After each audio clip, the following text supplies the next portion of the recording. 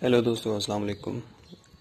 ये मेरी 1.8 Corolla Altis है। SR क्रूस्टोनिक 2010 मॉडल है।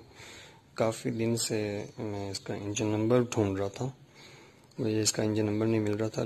फिर मैंने सर्विस मैनुअल इसका देखा तो उसमें जो इसका एग्जॉस्ट हुड है उसकी राइट साइड पे यहाँ शो कर रहे थे वो, जो उन्होंने मार्क किया हुआ था।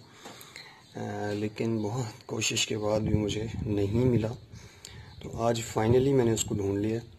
ये एग्जॉस्ट हुड की राइट साइड पे, पैसेंजर साइड पे जो इंजन ब्लॉक है उसके नीचे नीचे अभी आपको मैं दिखाता हूँ, एक कॉलर दिया हुआ है अलहदा से। इंजन ब्लॉक के ऊपर एक कॉलर है, एक पट्टी है, उसके ऊपर वो इंजन नंबर लिखा हुआ है।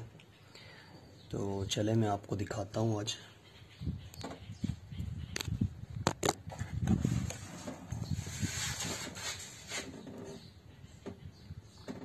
ये देखिए, शायद आपको नज़र आ रहा हो।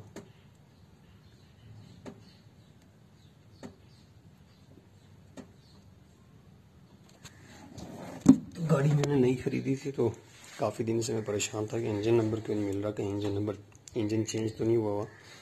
तो अल्हम्दुलिल्लाह फाइनली आज मुझे ये मिल गया। Thank you.